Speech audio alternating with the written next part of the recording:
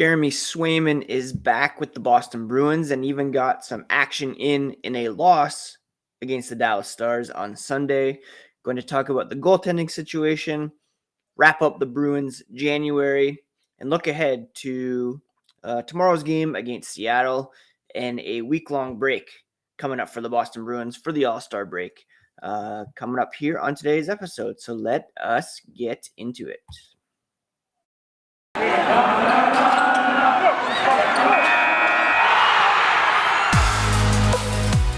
You're Locked On Bruins, your daily podcast on the Boston Bruins. Part of the Locked On Podcast Network, your team every day.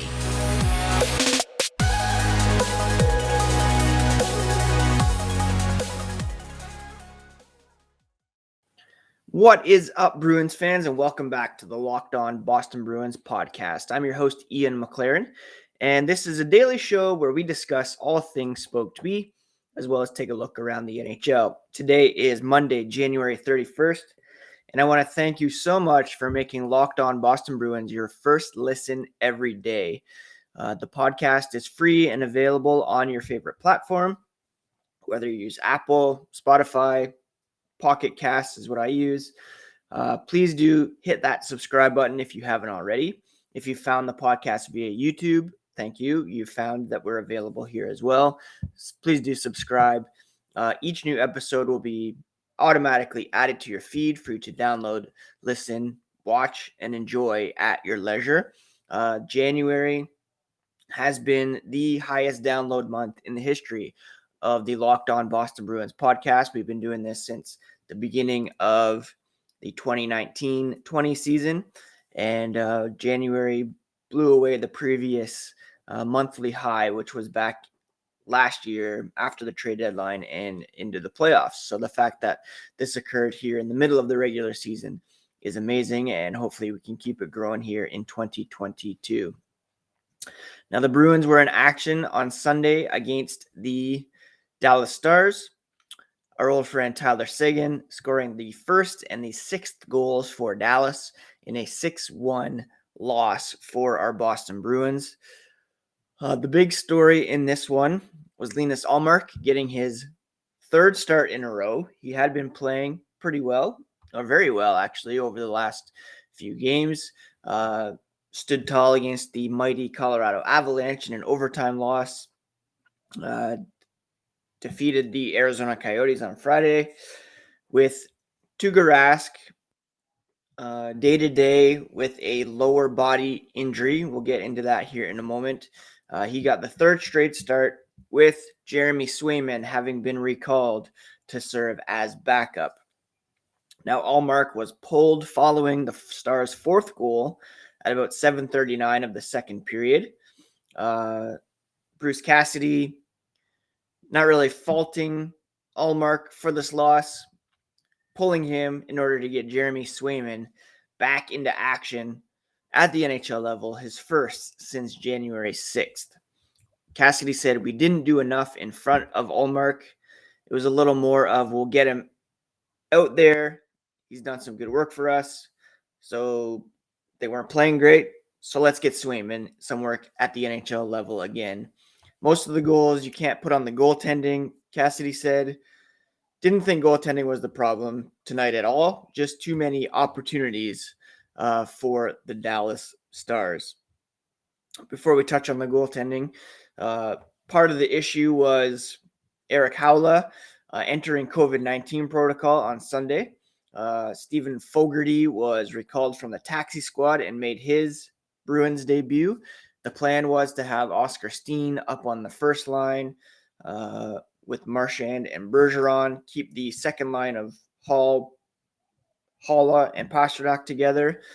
But with Haula having to come out, Bruce Cassidy perhaps overthunked it, and reunited the top line. He put Fogarty on the third line with Steen because they had played together in the past. Put Coyle, Smith with Hall. Just a bit of a mess all around. Craig Smith did score the Bruins' lone goal, his sixth of the season, 5:49 of the third. Coyle and DeBrusk picked up the assists. It was a 6-game scoreless streak that was ended for Craig Smith. I'm going to give him the big bear of the night, actually. He, played pretty well. He had the goal on one shot, 3 hits, and it was good to see him get back on the score sheet with the goal against the Dallas Stars. Back to the goaltending situation. So Tuukka Rask has not resumed skating. Bruce Cassidy said it's highly unlikely the Bruins will see him until after the break. Both Ullmark and Swayman are possibilities to start on Tuesday night against the Seattle Kraken. So for the time being, the hockey hugs are back. Swayman and Ullmark will be, 1A and 1B for at least one more game. And then we'll see what happens with Tuukka Rask after the All-Star break. And Fluto Shinzawa of The Athletic wrote a very informative article, which we'll break down here in a moment. But first, a quick word about Built Bar. Built Bar is the best tasting protein bar out there. It's the new year. That means you may still be working on your New Year's resolutions. If yours is about getting fit or eating healthier, make sure you include Built Bar in your plan. Built Bar is the protein bar that tastes like a candy bar, maybe even better than a candy bar. Built Bar makes it easier to stick to your resolution because it tastes so good you'll want to eat it. Unlike other protein bars, which can be chalky or waxy or taste like a chemical spill, you want to eat healthy, but it just gets so boring by like week 3, you're thinking, this is just not worth it. Where's the chocolate? Well, Built Bars are covered in 100% real chocolate. Most Built Bars contain about 130 calories, 4 grams of sugar, 4 net carbs, 17 grams of protein, much healthier than a chocolate bar, but that extra kick of chocolate really makes a difference here. There's so many flavors to choose from, and they're always coming out with new limited time flavors as well. So check built.com often to see what is new. Go to built.com, use promo code LOCKED15 to get 15% off your order. That's promo code LOCKED15 for 15% off at built.com. Thank you so much again for making Locked On Boston Bruins your first listen every day. Tomorrow we'll be previewing the Seattle Kraken game as well as, maybe we'll update the power rankings on Wednesday after everyone is on a break. For now, make sure your second listen is Locked On NHL. Locked On experts covering the biggest stories around the NHL every Monday through Friday in less than 30 minutes. Now, over the weekend, we were reminded that Tuukka Rask's setback puts in question his ability to come back. He's 34 years old, coming off major hip surgery. He reportedly did not feel right after a 5-3 loss to Anaheim, and he's been sidelined since. He hasn't even been on skates. Like I mentioned, Sunday was Ullmark's 3rd straight start. He did not finish it. Swayman, who was recalled from Providence on Saturday, saw his first action since January 6th. And the Bruins are going to give Rask the All-Star break to heal the lower body injury. And whether or not that will be enough time to recover is up in the air right now. If everything goes good, he could be back in action when the Bruins play the Penguins on February 8th. But that's a big if. And even so, it would be almost a month after he made his season debut against the Flyers. Shinzawa writes, Rask's setback does not close the door on his comeback, but it is an unwelcome turn as the calendar pages continue to flip. The Bruins have 40 games remaining in the regular season. They cannot devote all of them to determining whether the new Rask can be the old Rask leading into the playoffs. So really, there's going to be a point where Rask and the Bruins have to say yay or nay here as they ramp up towards the playoffs. carrying all three into March and April without some clarity on how they will proceed might be a bit unfair to them, Shinzawa argues. And, the home stretch of the regular season is usually when you're priming your number one goalie for playoff success. Before the injury, Cassidy said it would take about 8 starts to knock off the rust. He's had 4, played pretty well in 2, not well in the other 2. Obviously, the setback, changes things a little bit. And we'll have to see here if he can get healthy. There's 11 games in February. They have 14 in March. The Bruins are 9 points clear of Detroit for the second wild card spot. So they have a bit of runway here. They're not, as desperate for wins as they were at the beginning of January because of their strong month. So they can afford to sacrifice some points here and there. But if they're wanting to move up in the standings, challenge for the third spot in the Atlantic, that's a different story. A lot of people on Twitter this weekend were, I had said it's not really Rask versus Ullmark versus Swayman. They're all Boston Bruins. They're all very good goalies. And it's a bonus for the Bruins to have these guys in the mix. A lot of people trashing Rask, questioning the Ullmark signing still, saying Swayman's the best option. We got to remember he's a 23-year-old with fairly limited experience at the NHL level. Ullmark, that signing, $5 million for a 28-year-old goalie in his prime makes so much sense, especially in light of the setback suffered by Rask. He's an unrestricted free agent at year's end. The way things are going right now, hard to see him back next year, especially with Ullmark in the mix for 3 more seasons. Swayman coming back. Is that end going to come sooner than expected? Is he going to take the year, assess his options in the summer, maybe sign elsewhere? That's a possibility. He's only 34, but it was not a mistake to bring Tuukka Rask back. He is arguably the best goalie in franchise history, one of the best of the past decade. And if you want to keep playing, certainly he has earned the right to do so. But it's not working out. And the setback, we'll have to see if it's serious or not, whether or not it will keep him off the ice for the balance of the season. The Bruins could be better served just running with Ullmark and Swayman, keeping that tandem together, allowing them to feed off each other in preparation for the postseason. Now, I mentioned the Bruins had a strong month of January.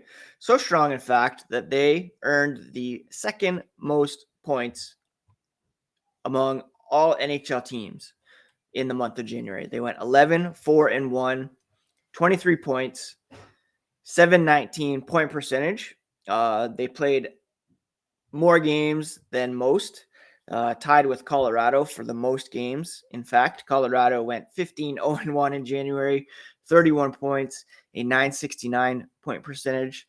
The Bruins at 719 ranked 7th in the NHL over that time. So not as impressive than looking at the point totals, but since they played so many games. They only had a +8 goal differential, 57 goals for, 49 goals against. So the defense really needs to tighten up there a little bit. They allowed 3.06 goals per game, 3.56 goals scored. Now, those numbers were a bit skewed by the 2 lopsided losses, one to Carolina, one to Dallas, where they were outscored 13-2. But otherwise, it was a very, very good month for the Boston Bruins, and they will get things going in February with a game against the Seattle Kraken on Tuesday before getting a week off over the All-Star break, where Patrice Bergeron will represent the club in Vegas. And I want to touch on a great article posted on NHL.com by Amelie Benjamin about Patrice Bergeron here to wrap up the show. But again, thank you so much for making Locked On Bruins your first listen every day. It really does mean so much that we are getting the top month downloads here in January, and I hope to keep that going here in February and beyond. Pardon the vacuuming going on there in the background. So, Patrice Bergeron, 36 years old, heading to the All-Star game, and he is unsure as to what the next phase of his career holds. He said in September that he would not negotiate a new contract during the season. He would play out 2021-22 and then address any potential new deal in the offseason. That continues to be the plan, and he doesn't really want to think about it. He had an interview with Amelie Benjamin, like I mentioned, and he said, as you get older and you realize that the window is getting shorter and shorter, you start thinking these questions, thinking about these things, the future and whatnot. But to be honest, right now, I'm really not thinking about it. It's the first time in my career where I don't have an extension. I can actually take the time to really answer all the questions that I have, whether it's personal, team, whatever that is. Sometimes people just kind of overthink it. And right now, I just don't have the answer. It doesn't mean anything. I don't think we should read too much into it. It's just that I don't know, he said. I don't want to think about next year right now because I'm 36, and I feel like I can do that, and I can just worry about the present and appreciate the time that I'm at the rink.